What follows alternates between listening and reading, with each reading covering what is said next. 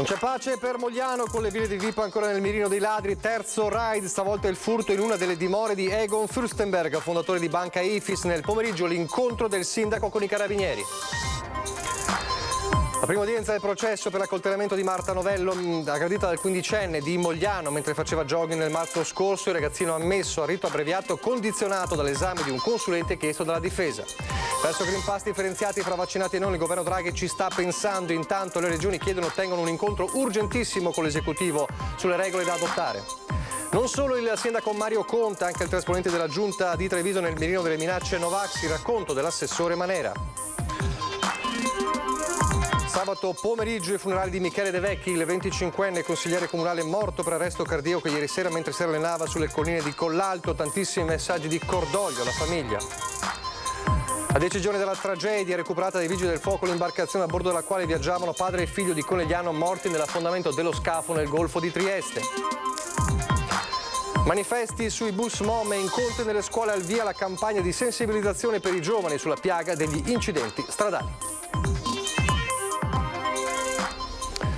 Telespettatori di Antena 3, buonasera e ben ritrovati. Il telegiornale di Treviso e dunque lo avete visto e sentito dai titoli, la cronaca in primo piano e non c'è pace davvero per Mogliano e soprattutto per le ville di Mogliano, ancora banditi in azione. Nuova villa presa d'assalto dalla banda di malviventi, forse la stessa che domenica sera ha sequestrato in casa la famiglia del petroliere Giancarlo Miotto, riuscendo a portare via quasi €1 milione. L'ultimo colpo è di stanotte, la zona sempre la stessa. Questa volta la banda ha forzato la finestra di una villetta disabitata di proprietà della famiglia von Fürstenberg. Egon Sebastian, fondatore della banca Ifis e membro della nobile famiglia veneziana di origine tedesca imparentata con gli Agnelli. Questo potrebbe essere il terzo assalto, anche se per ora non esistono elementi, a parte la localizzazione dei colpi, tutti tra Mogliano e Zerman, che sembrano accomunare i diversi raid. Martedì sera a Zerman il custode della villa dell'imprenditore Nicola Giol ha sventato quello che avrebbe potuto essere il secondo assalto. Forse anche per questo la scelta del nuovo obiettivo, una villa disabitata. I malviventi hanno potuto infatti agire indisturbati, mettendo a suo quadro le stanze, forzando alcuni armadi, hanno portato via soltanto un portafoglio.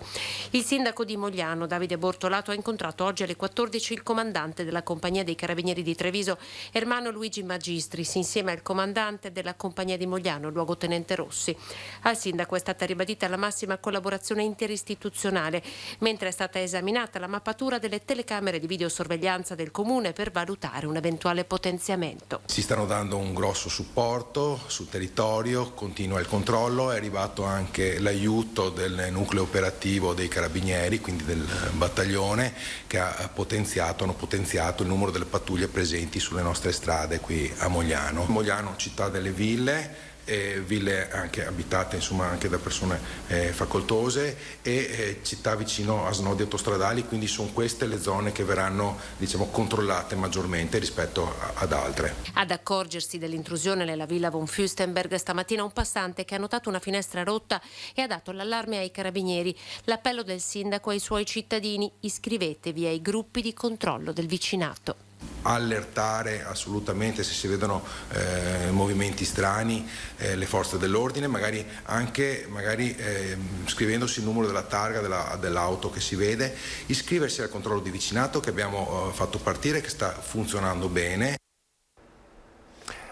Adesso andiamo a Mestre, ma restiamo nel territorio di Mogliano perché la vicenda, la ricorderete, il 22 marzo scorso avvenne nella zona di Marocco. Marta Novello accoltellata dal quindicenne di Mogliano mentre faceva jogging.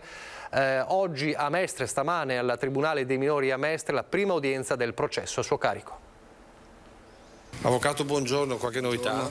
Guardi, c'è stata la prima udienza e non ho alcuna dichiarazione da fare. Abbiamo appena iniziato il processo. Grazie. Buongiorno. Poche parole all'uscita dalla prima udienza da Matteo Scussat, l'avvocato del quindicenne che il 22 marzo ha accoltellato la 26enne Marta Novello mentre faceva jogging lungo via Marignana a Marocco di Mogliano.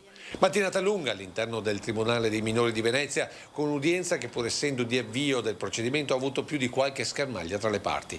Tutto ruota sul motivo dell'aggressione. Da una parte la convinzione che il ragazzo fosse consapevole mentre stava accoltellando la giovane, mentre la difesa punta molto sul momento comportamento di follia che ridimensionerebbe la condanna. Oggi il quindicenne è uscito dal carcere minorile di Treviso, dove si trova detenuto da 8 mesi, per essere presente all'udienza dove è stato ammesso al rito abbreviato condizionato dall'esame di un consulente richiesto dalla difesa. Chi l'ha incontrato e lo sta seguendo lo descrive sempre molto provato per quanto accaduto. Una storia che in fondo tutti cercano di dimenticare. Per prima Marta, che ancora oggi non avrebbe ripreso la serenità perduta in quella sera di marzo. Protetta dalla riservatezza della famiglia Novello, che dopo le prime settimane ha progressivamente allentato i contatti con la mamma del quindicenne aggressore, che invece continua a non darsi pace per quanto fatto dal figlio. Che alla prossima udienza fissata per il 3 dicembre arriverà dopo aver spiegato al consulente richiesto dalla difesa per l'ennesima volta il perché di quelle 23 coltellate ad una ragazza inerme che conosceva appena. E adesso parliamo del Covid, o meglio parliamo del Green Pass. Si va verso un Green Pass differenziato tra vaccinati e non, o meglio lo vorrebbero anche le regioni. Il governo Draghi sta già pensando alla misura sul modello adottato dai Land tedeschi, e anche la conferenza delle regioni, per voce del governatore del Friuli Venezia Giulia Massimiliano Federica, ha chiesto e ottenuto un incontro urgentissimo con l'esecutivo per parlare di revisione delle regole relative al certificato verde in base al nuovo aggravamento della pandemia. Green Pass solo per vaccinati e guariti del Covid. In molti Land della Germania è già una realtà il cosiddetto 2G, 2G, ovvero per vaccinati geimpft o guariti genesen, escludendo la possibilità di ottenere il certificato con un tampone negativo. Ciò significherebbe che i non immunizzati, fatto salvo l'accesso al posto di lavoro con il tampone, non potrebbero accedere a bar, ristoranti, teatri, eventi, palazzetti e stadi. Il governo Draghi ci sta già pensando e domani, sulla base dell'indice di contagio R-Conti, potrebbe decidere di dare forma alla misura che, non è ancora chiaro, se riguarderebbe tutto il paese o, sul modello tedesco, solo le aree a maggiore crescita di contagio. Il Friuli Venezia Giulia è a 3 ospedalizzazioni dall'ingresso in zona gialla, ma se si guarda la mappa europea sull'andamento della pandemia, pure il Veneto e la provincia di Bolzano appaiono oggi tra le zone, qui colorate di rosso, definite a maggiore rischio. La revisione sulle regole Covid e il Green Pass in particolare è definita urgentissima anche dal presidente della conferenza delle regioni Massimiliano Federica, che ha chiesto e già ottenuto per voce del ministro Gelmini un incontro a brevissimo con il governo, e già nell'ultima seduta aveva precisato che: ho detto che se dovesse un territorio passare di zona, di colore di zona, i vaccinati avrebbero maggiore libertà e non dovrebbero sottostare a quelle regole. Cosa che invece è venuto l'altro anno per tutti, perché i vaccini non c'erano. A preoccupare, oltre alle conseguenze sulla salute della quarta ondata, sono anche le ricadute che questa potrebbe avere sulla ripresa economica e sulle attività sociali a pochi giorni dall'avvio della stagione turistica invernale e delle festività natalizie. Un appello, quello della conferenza delle regioni, che fa il paio con le parole del ministro della cultura Franceschini, che ritiene giusto differenziare il Green Pass tra vaccinati e non. Intanto nella Marca, nelle ultime 24 ore, altri 308 positivi. Cresce la preoccupazione sia per la salute che per il sistema economico, come abbiamo sentito anche nel servizio precedente, per eventuali restrizioni in vista del Natale, che difficilmente sarebbero accettabili dalla maggior parte dei cittadini che si sono vaccinati. Il sindaco Conte dice: attendiamo le decisioni del governo e delle regioni, nel frattempo organizziamo le manifestazioni natalizie con il massimo rispetto dei protocolli anti-Covid. Il piano di Natale del sindaco Mario Conte. Le riflessioni sono tante, è fondamentale non creare schizofrenia come purtroppo abbiamo visto in questi 20 mesi, con dei corticircuiti anche di iniziative dallo Stato alla Regione ai Comuni. Quindi è fondamentale che ci siano poche regole rispettate da tutti, ma soprattutto che ci sia una regia. Si affida alla regia della Regione Veneto il sindaco di Treviso e presidente di ANCI Veneto Mario Conte, nel giorno in cui la conferenza delle regioni chiede al governo una riflessione urgentissima sulla tenuta delle attuali regole adottate in assenza dell'odierna percentuale di vaccinati e dello strumento del Green Pass. A fronte del nuovo boom dei contagi, altri 1603 nuovi positivi oggi in Veneto, 308 solo nel Trevigiano, ci si interroga su come mettere in sicurezza il sistema sanitario, ma anche le attività economiche, soprattutto in vista di possibili cambi di colore. Conte ribadisce di pensare a restrizioni mirate ai non vaccinati. Non so se sarà possibile arrivare a questo. È altrettanto vero che però mi metto nei panni di coloro che hanno deciso di vaccinarsi e di fidarsi, che farebbero fatica ad accettare ulteriori restrizioni. E ripeto, ci stiamo avvicinando al Natale, è un periodo importante sotto tanti punti di vista, economici ma anche morali, e quindi immaginare un Natale ancora all'insegna delle restrizioni sarebbe davvero qualcosa di difficile. Il Comune di Treviso prosegue dunque nell'organizzazione delle manifestazioni del periodo natalizio con i piedi di piombo e massima attenzione ai protocolli. Noi stiamo organizzando ogni singola iniziativa in modo responsabile, quindi nel rispetto dei protocolli anti-Covid.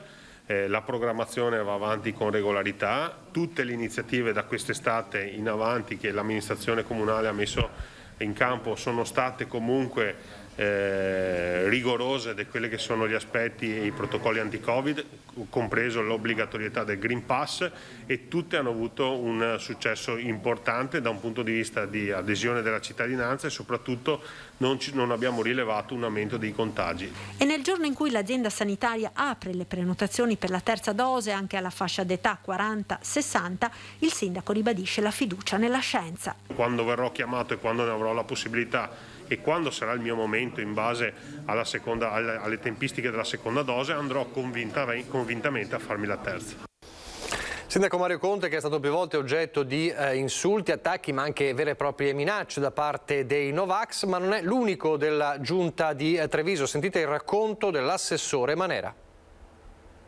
Qualcuno anche mi ha detto che sarebbe stato giusto spararmi alle spalle, insomma, più di qualcuno. Sì, beh. Quando ho ricevuto queste? Beh, vabbè, in questo anno ne ho ricevute tante, insulti. Non solo il sindaco Mario Conte, ma anche alcuni rappresentanti della giunta comunale di Treviso sono stati presi di mira dall'invettiva del popolo Novax, no Green Pass.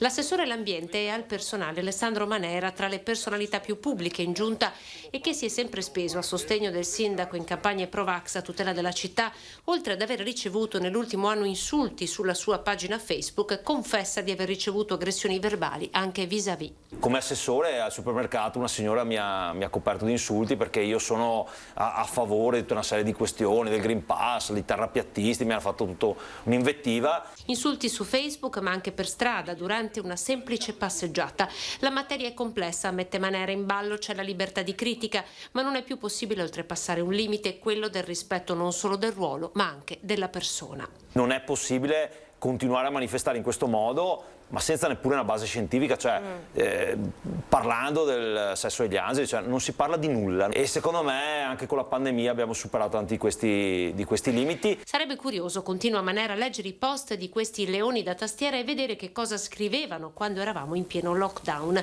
quando veramente eravamo privati della nostra libertà. Da assessore al personale, Manera ha anche gestito la macchina pubblica in pieno lockdown, garantendo che i servizi al cittadino non venissero mai meno. Noi a un certo punto abbiamo dovuto decidere, e ho preso io la decisione, chiaramente comunicandolo al sindaco in accordo con lui, di comprare X computer, quasi un centinaio di computer, e per le situazioni di contingenti mettere tutti smart working. Ma non è un'azienda privata, non esisteva un modello in cui uno stava a casa, rispondeva, lavorava a distanza, e quindi è stato veramente complesso. Intanto, l'abbiamo sentito anche nel servizio precedente, la campagna vaccinale per la terza dose è molto importante. Il dibattito resta aperto però tra i cittadini. Sentiamo cosa pensano i trevigiani della terza dose, se la faranno o meno. Sono favorevolissimo e trovo che sia corretto, perché è l'unico modo di uscita che abbiamo, quindi anche perché andiamo negli altri paesi europei che sono messi molto peggio di noi, quindi andare avanti così e cercare di convincere anche chi non ha ancora fatto la prima. Non ci sono problemi, perché alla fine ho fatto 2 e non ho avuto nessun problema e secondo me vale la pena. Ne penso molto bene della terza dose, bisogna farla. Sì, io sì, devo prenotare, ma la faccio. Anzi, non capisco perché non la facciano. È un problema che tutti quanti devono vaccinarsi, ma purtroppo non capiscono l'importanza di non farsi il vaccino. Credo di sì, perché alla fine se l'alternativa è rischiare di andare in ospedale, sì, è meglio farla. Se serve bisogna anche farla, insomma, essere più tranquilli sia per me e anche per altra gente. 4 sì, assolutamente sì. È anche già prenotata? Esatto, già prenotata. Anch'io. 12 gennaio. Adesso parliamo della tragica morte del 25enne giovanissimo consigliere comunale di Sernaglia della Battaglia Michele De Vecchi, morto stroncato da un arresto cardiaco ieri sera mentre si allenava. Era un appassionato di corsa tra le colline. Non verrà effettuata autopsia e i funerali sono già stati fissati sabato pomeriggio alle 15. Il cordoglio del paese è enorme. Lui poteva stare in qualsiasi lista, non era importante stare in una lista o in un'altra, l'importante era fare. Lui ha speso tantissimo e fino a ieri, perché mi mandava continuamente messaggi. Eccolo Michele, sempre presente, sempre entusiasta, raccontato da chi lo ha introdotto nella vita pubblica e da poco più di un mese tra i banchi del Consiglio Comunale di Sernaglia della Battaglia, dove era riuscito a presenziare solo ad una seduta. La politica era per lui l'opportunità di spendere i suoi valori al servizio della comunità. È entrato col suo entusiasmo, col suo modo di fare, ha avuto, voleva subito avere il polso della situazione, voleva subito presentarsi e fare. La passione che aveva lui io non l'ho mai trovata in nessun altro. Potrebbe essere stato un arresto cardiaco a strapparlo alla vita. La famiglia non ha voluto fosse fatta l'autopsia. Michele De Vecchi, 25 anni appena, è morto ieri sera mentre si stava allenando con un amico nei pressi del castello di San Salvatore, come faceva da sempre a fine giornata.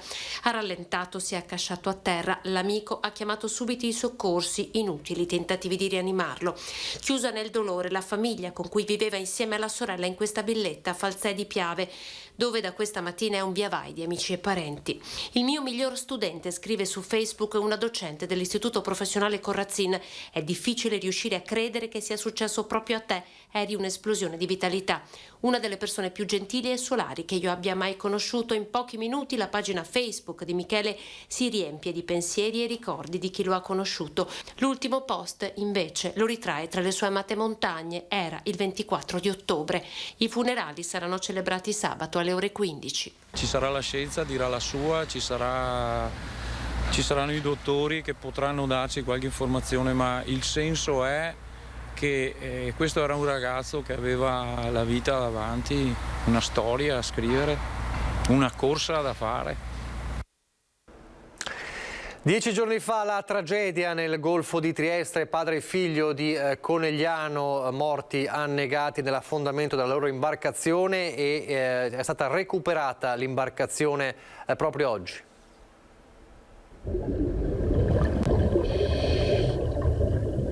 Ci sono volute 6 ore per recuperare dal fondale marino del Golfo di Trieste Gaia, la barca affondata a largo di Duino lo scorso 8 novembre portando alla morte Vittorio e Stefan Verongalli, padre e figlio residenti a Conegliano, che a bordo della pilotina stavano facendo rotta verso il cantiere della Ocean Marine di Monfalcone. Erano partiti da Caorle in una giornata di bora forte e mare formato, ma allo stabilimento dedito al refitting non sono mai arrivati. I vigili del fuoco, sotto il coordinamento della Capitaneria di Porto di Trieste, hanno operato con 2 imbarcazioni del nucleo soccorso subacqueo acquatico e una motobarca degli specialisti nautici del Comando Giuliano. Lo scafo, che si trovava a una profondità di 10 metri, è stato portato in superficie dai sommozzatori mediante speciali palloni di sollevamento. Successivamente si è provveduto tramite elettropompe a svuotare l'unità dall'acqua tanto da garantirne il galleggiamento. Una volta raggiunta un'adeguata riserva di spinta, la motobarca dei vigili del fuoco ha trainato il natante a Monfalcone.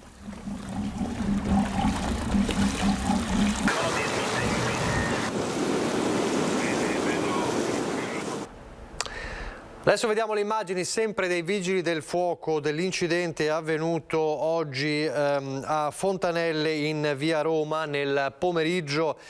Fortunatamente solo un forte spavento e ferite lievi per l'autotrasportatore, un romeno di 50 anni che come vedete si è ribaltato con il suo camion che trasportava grandi pannelli di legno in un fossato a bordo strada.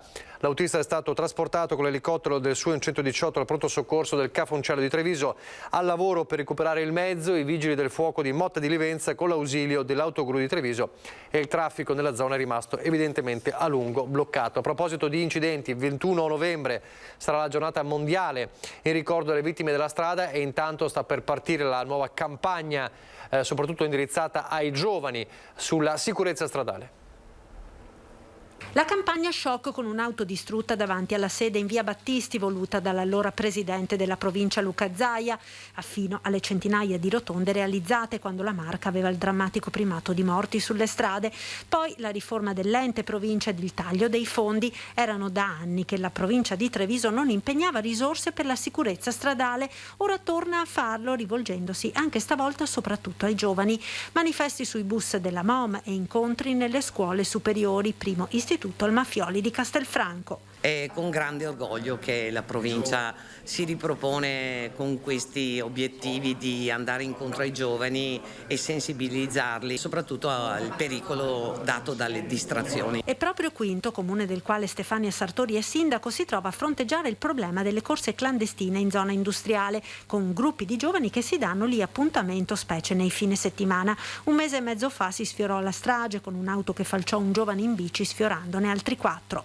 Vengono da fuori e sono delle bande che si riuniscono, perciò io direi che loro sanno di essere sotto il mirino della polizia e dei carabinieri.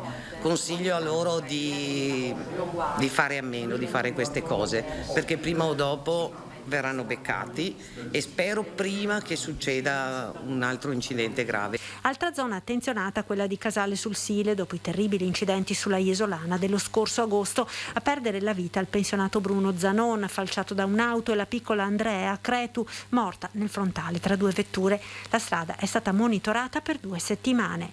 Ci siamo accorti che è una strada in cui transitano 5.000 veicoli e chiaramente l'80% sono veicoli leggeri, un 20% sono veicoli pesanti. Ci siamo accorti che la velocità media è intorno ai 60 km/h rispetto ai limiti dei 70. Non tanto la velocità dunque, quanto soprattutto la distrazione alla guida causano gli incidenti. L'appello di Andrea Dan dopo il viaggio a piedi fino a Roma per sensibilizzare alla sicurezza stradale. No assolutamente al cellulare alla guida, no assolutamente con alterazioni alcolometriche o di stupefacenti alla guida. Pochi istanti di pubblicità, al ritorno parleremo di un documento che sta facendo discutere il mondo degli allevatori.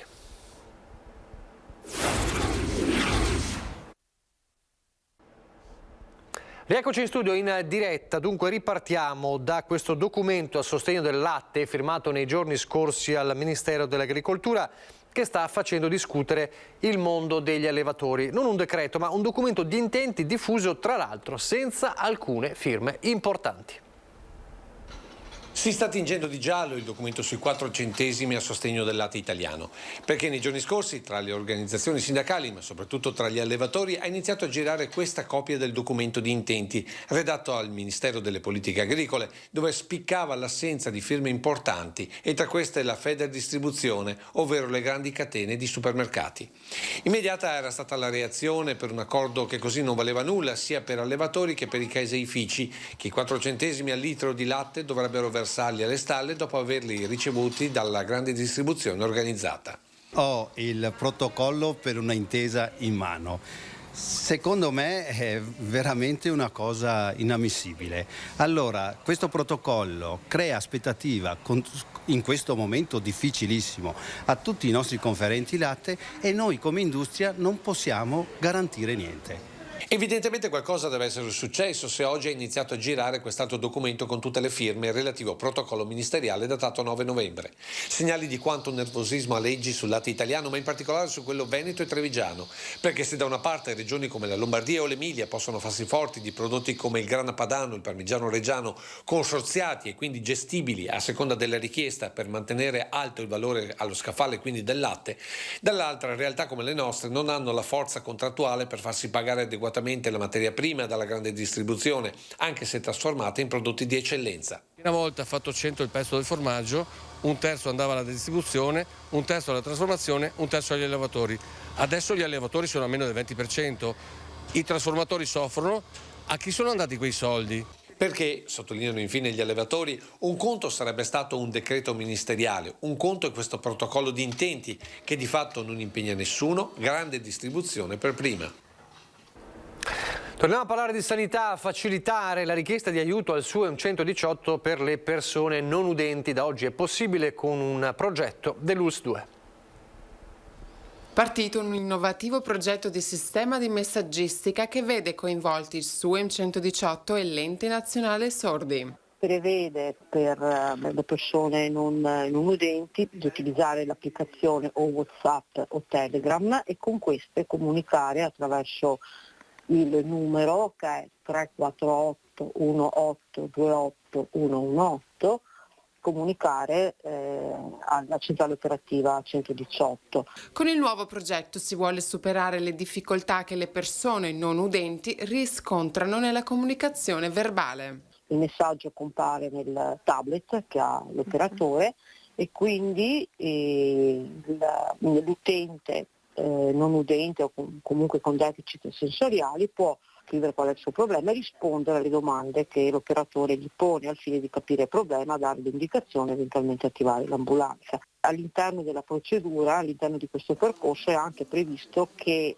la sequenza di domande che vengono usualmente poste durante l'intervista telefonica siano già precedentemente acquisite dallo stesso utente. I dati anagrafici delle persone non udenti iscritte all'Ente Nazionale Sordi sono già inseriti nelle rubriche delle applicazioni presenti sul tablet del 118, in quanto fornite con anticipo dallo stesso ente. Il primo consiglio è quello di chi fosse interessato a prendere contatto con l'associazione.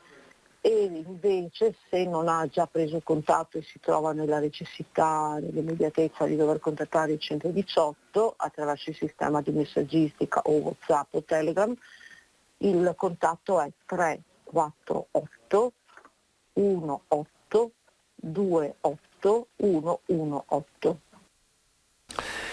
Aver scelto di intitolare a Tina Anselmi la nuova sede della CISL di Castelfranco Veneto è per noi un atto significativo e importante, un convinto riconoscimento nei confronti di una grande donna italiana che ha lasciato un'eredità politica, morale e sociale che va portata avanti con determinazione, responsabilità, impegno e coerenza. Con queste parole il segretario generale della CISL nazionale Luigi Sbarra in questi giorni in Veneto ha accompagnato oggi pomeriggio il taglio del nastro della nuova sede di Castelfranco in piazza della Serenissima, 300 metri quadrati che ospitano servizi, sportelli e federazioni di categorie in uno spazio funzionale e facilmente raggiungibile. Una sede intitolata ovviamente alla castellana Tina Anselmi. È stato anche scoperto un pannello posto all'ingresso della sede che ricorda la prima donna ministro della Repubblica e una delle sue più celebri frasi. Capì allora, disse Tina Anselmi, che per cambiare il mondo bisognava esserci. E adesso le notizie dal Bellunese.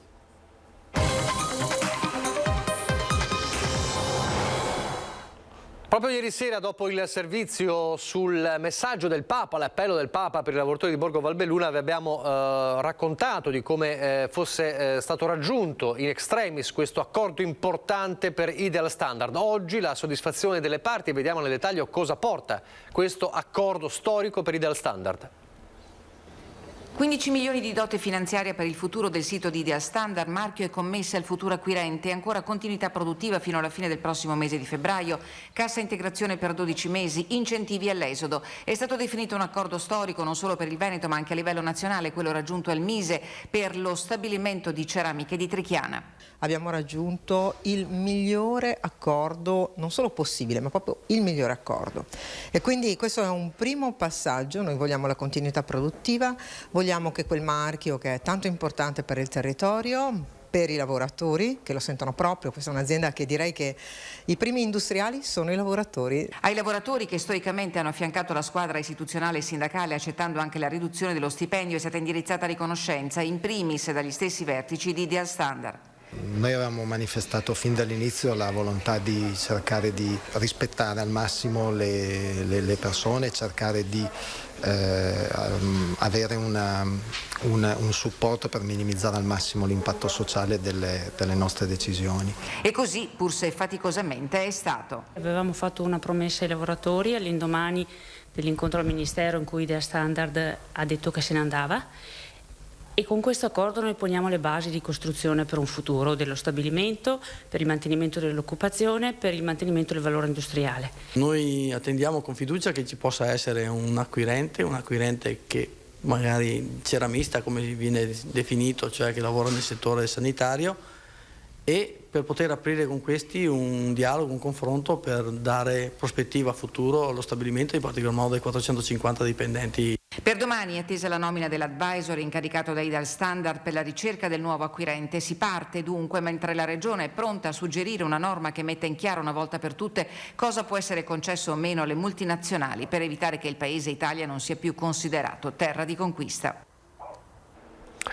Sono terminati i lavori di recupero dell'area dell'ex ospedale a Belluno con la consegna di Palazzo Campedele e in particolare dello spazio al pian terreno concesso in comodato d'uso per 30 anni al comune di Belluno. La società Filù ha concluso i lavori partiti nel lontano 2003 con la costruzione di un parcheggio interrato e proseguiti con il restauro di Palazzo Bembo, dove ha sede l'Università Luis.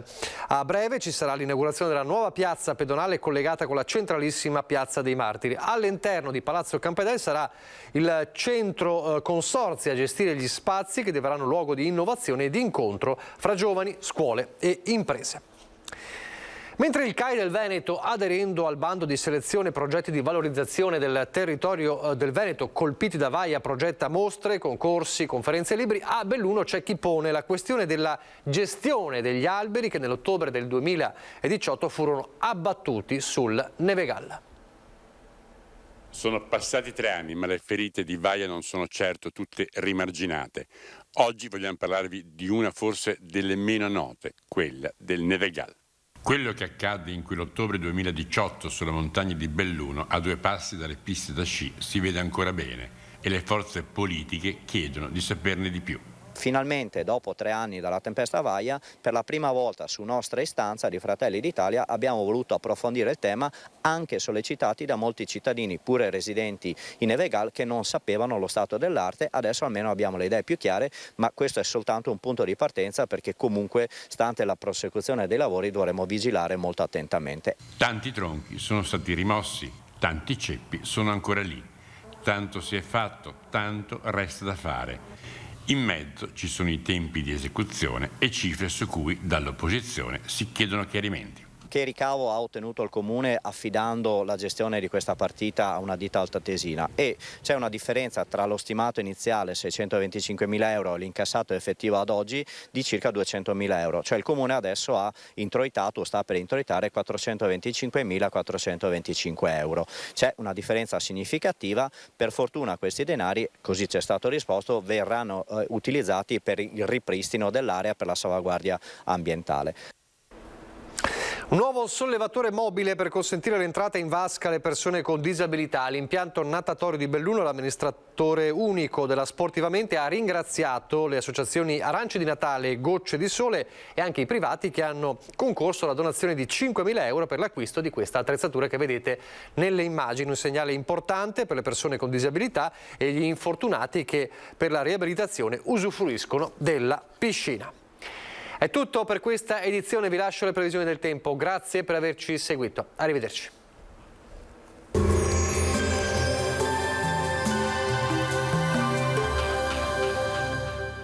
Da oltre 30 anni intrecciamo la nostra storia con la storia di ognuno di voi. Maglificio Anna Maria, storie scritte a maglia. Ben ritrovati. Breve fase di calma meteorologica, alta pressione, giornata decisamente buona e asciutta. Vediamo il dettaglio di venerdì 19 novembre. Sul Veneto al mattino cielo generalmente nuvoloso con transito di nubi alte o locali nebbie in pianura e nelle valli durante appunto le ore più fredde. Nel pomeriggio maggiore soleggiamento, specie sulle Dolomiti, dove il cielo tenderà a divenire via via più sereno. Temperature invariate, minime tra 2 e 5 gradi, massime comprese invece tra i 12 e i 15 gradi. Ci spostiamo ora sul Friuli Venezia Giulia, dove di fatto avremo poche novità, tanto sole ovunque, cielo sereno o poco nuvoloso e senza piogge. Temperature minime tra 5 e 9 gradi, massime sui 14 gradi all'incirca. Infine diamo uno sguardo alla situazione del Trentino Alto Adige, dove prevale anche qui un ampio soleggiamento un po' su tutti i settori della regione, con qualche nube ma del tutto innocua. Temperature minime intorno ai 2-3 gradi, massime sui 13 all'incirca. Dal meteo per ora è tutto, vi auguro come sempre un buon proseguimento con Antena 3.